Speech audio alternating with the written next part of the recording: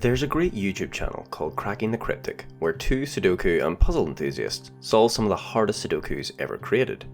Their joy and enthusiasm is infectious and has introduced so many people to a great hobby. A few months ago they did a let's play of a new roguelike puzzle game called Overhaul, which caught my eye. It takes a Latin square puzzle called a Futoshiki and adds layers of mechanics which transform a typically simple solving experience into one with surprising twists and turns.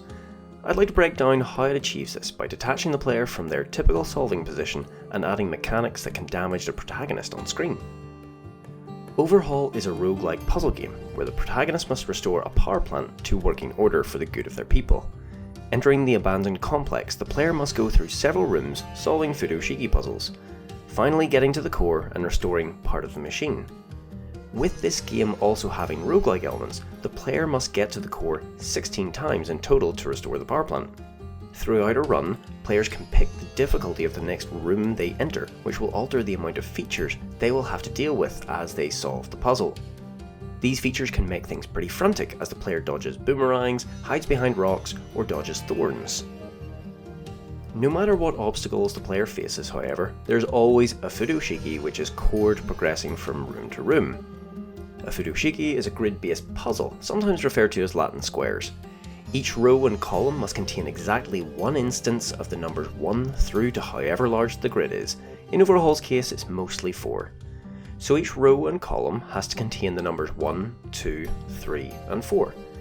To help the player, some of the spaces between cells have a greater than, less than symbol, pointing to another cell. This means that one cell will have a higher or lower value number than the other, depending on which way around the symbol is. The final rule is that a number can never repeat in a row or column. You might be more familiar with the premise of Latin squares in Sudoku, but that's just one of the many fascinating examples of grid-based puzzles from Renzokus to Kakuros. The usual solving relationship between player and Futoshiki is one-to-one, either players putting pen to paper or putting the numbers through their keyboard or phone touchpad. But that's not the case in Overhaul. The player is removed one more step and placed into a controllable character who must in turn input the correct numbers. This detaches the player from their usual solving position and allows the developers to add layers of complexity to this type of puzzle. When solving a puzzle on paper or on our phones, we don't often have to fend for our lives like in Overhaul. This detachment is something we can see in automation-based games like Factorio and Dyson Sphere Program. Though the skill in these two games is comparable to that of a city builder, both Factorio and Dyson Sphere Program have players controlling an avatar on screen. Within the range of this avatar, players can mine resources and build structures to make their automated resource factory. These games are all about resource chains, resource transportation, and how the player successfully automates these processes across an almost dizzying scale.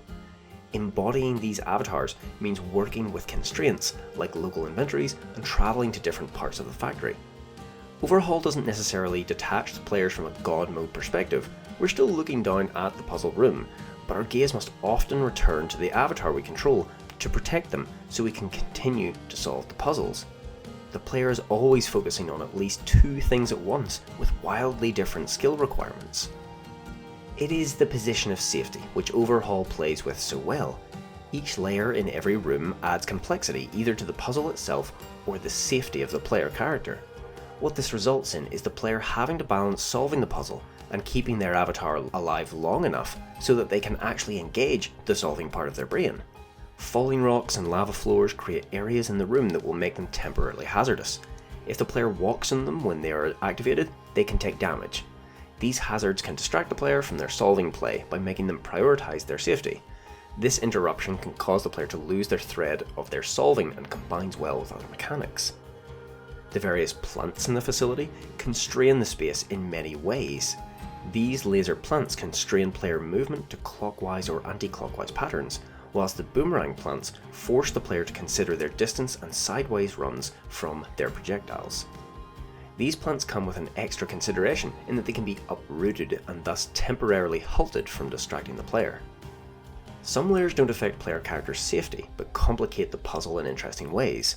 Sometimes rooms will separate the parts of the grid from the rest, forcing players to consider how rows and columns would ordinarily join together. Another mechanic will hide the numbers that have already been placed in the grid, which then requires players to either memorise the grid before the information disappears, or rush to a tile which will reveal the numbers again for a certain amount of time. On top of all these layers, there's also a mechanic which puts a timer on solving the puzzle. If the player doesn't solve it before the timer runs out, then they'll take damage. This timer and all of the other mechanics can combine together to fundamentally change the puzzle solving experience in myriad ways. If the player were to constantly solve 3x3 and 4x4 Futoshiki puzzles with nothing else to them, the experience would quickly become stale and repetitive. But because each of these layers challenges players in different ways, it takes what could have become a banal puzzle that the player solves easily into a fresh experience every time.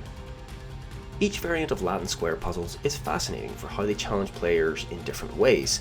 The format of Overhaul, however, creates a unique combination and shows another way forward for puzzle games. Thank you so much for watching. I'll hopefully be releasing a few more videos this year, so if you'd like to see them when they release, then click on the subscribe button.